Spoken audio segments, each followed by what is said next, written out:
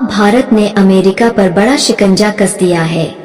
दरअसल अमेरिका की एक प्रमुख एरोस्पेस कंस्ट्रक्शन और मैन्युफैक्चरिंग कंपनी जनरल इलेक्ट्रिक अपनी कुछ चंद गलतियों के चलते भारत के घेरे में बुरी तरह फंस चुकी है। भारत ने इस कंपनी पर भारी भरकम पेनल्टी लगा दी है, जो अमेरिका के लिए बहुत बड़ा झटका साबित हो रहा है। द हिंदू की एक रिपोर्ट में यह साफ देखा जा सकता है कि India invokes penalty clause against general electric for engine delays for LCA mark 1। Bharat ने मेड इन इंडिया प्रोग्राम के तहत एक नए प्रकार के लाइट कॉम्बैट एयरक्राफ्ट को स्वदेशी रूप से विकसित करने की प्रक्रिया शुरू की है। इस परियोजना पर हिंदुस्तान एरोनॉटिक्स लिमिटेड, हल और अन्य भारतीय कंपनियां मिलकर काम कर रही है, लेकिन इसमें उपयोग होने वाले इंजन का ठेका अमेरिकी कंपनी जनरल इलेक्ट्रिक को दिया गया था। यह कंपनी एयरक्राफ्ट इंजनों की निर्माण में माहिर है। हालांकि इस कंपनी ने तय समय सीमा से आज लगभग 18 महीने से भी ज्यादा की देरी कर दी है, जिससे भारत में शुरू किए गए इस प्रोजेक्ट में बड़े अड़चन आ गए हैं और यह लगभग 2 सालों से अटका हुआ है। भारत को अब मजबूरन जनरल इलेक्ट्रिक पर सख्त पेनल्टी लगानी पड़ी और अमेरिका को इससे बड़ा झटका लगा है।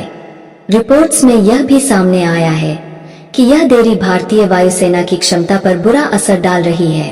अमेरिका की यह कंपनी बार बार बहाने बना रही है और अपने वादे निभाने में विफल रही है। बात यह है कि डिफेंस इंडस्ट्री में भारत अब आत्मनिर्भरता की ओर तेजी से बढ़ रहा है। भारतीय कंपनियां स्वदेशी तकनीक के आधार पर फाइटर जेट्स जैसे अत्याधुनिक हथियारों का निर्माण कर रही है, लेकिन फाइटर जेट्स के लिए ताकतवर इंजन के मामले में भारत अभी भी पूरी तरह आत्मनिर्भर नहीं हो पाया है। इस मामले में भारत को अभी भी जर्मनी, अमेरिका और फ्रांस जैसे देशों पर निर्भर रहना पड़ता है। 2024 की शुरुआत में जर्मनी ने भारत को बैटल टैंक्स के लिए इंजन की आपूर्ति से मना कर दिया था। हालांकि DRDO ने इसका विकल्प अपने स्तर पर तैयार कर लिया, लेकिन फाइटर जेट्स के मामले में ऐसा कर पाना इतना आसान नहीं है। पिछले 2 सालों से जनरल इलेक्ट्रिक ने भारत को जैसे नचा रखा है। अमेरिकी कंपनी की इस देरी के कारण भारत का लाइट कॉम्बैट एयरक्राफ्ट तेजस के उत्पादन का प्रोजेक्ट रुक चुका है। 1983 में शुरू की गई तेजस परियोजना का उद्देश्य भारत की वायुसेना को सशक्त बनाना और लड़ाकू विमान उत्पादन में आत्मनिर्भरता हासिल करना था। उस वक्त रूस से खरीदे गए MiG-21 लड़ाकू विमानों को बदलने और उनकी जगह हल्के नए विमान लाने की जरूरत थी। अब भारत के इस कदम से अमेरिका को समझ आ जाना चाहिए कि भारत की आत्मनिर्भरता के सफर को कोई देश रोक नहीं सकता। तो अब भारत ने अमेरिका पर ऐसा शिकंजा कसा है कि जनरल इलेक्ट्रिक के पसीने छूट गए हैं।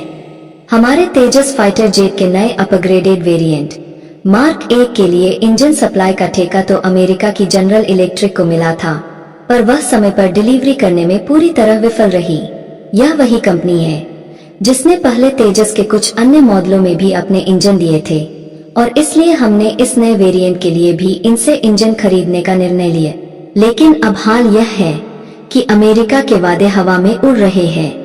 बात यह थी कि 2021 में हिंदुस्तान एरोनॉटिक्स लिमिटेड, हल ने $716 मिलियन का कॉन्ट्रैक्ट फाइनल किया था, जिसमें जनरल इलेक्ट्रिक को तेजस मार्क 1 के लिए F414 इंजन सप्लाई करना था। तय हुआ था कि 2023 से हर साल 16 इंजन भेजे जाएंगे, लेकिन न तो 2023 में इंजन मिले और न ही 2024 में। उधर जनरल इलेक्ट्रिक ने दूसरे देशों को इंजन सप्लाई कर दिए, लेकिन भारत के मामले में बहाने बनाए जाते रह। नतीजतन हमारे तेजस प्रोजेक्ट में देरी होती गई और भारतीय वायुसेना के लिए यह किसी बड़े झटके से कम नहीं था। हालांकि यह मामला सिर्फ आर्थिक पेनल्टी तक सीमित नहीं है। यह संभावना है कि भारत और अमेरिका के बीच इस कॉन्ट्रैक्ट में बड़े बदलाव किए जाएंगे। अब अगर ऐसा होता है तो जनरल इलेक्ट्रिक को समझ आ जाएगा कि भारत के साथ व्यापार करना इतना आसान नहीं है। दरअसल भारत ने आत्मनिर्भरता की दिशा में एक लंबी छलांग लगाई है।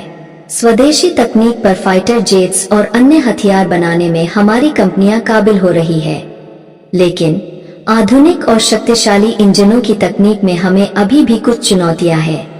फाइटर जेट के इंजन जैसे जटिल पुर्जों के लिए भारत को कुछ हद तक अमेरिका, जर्मनी और फ्रांस जैसे देशों पर निर्भर रहना पड़ता है। अब समय आ गया है कि भारत अपनी शर्तों पर व्यापार करे। जनरल इलेक्ट्रिक को शायद यह उम्मीद नहीं थी कि भारत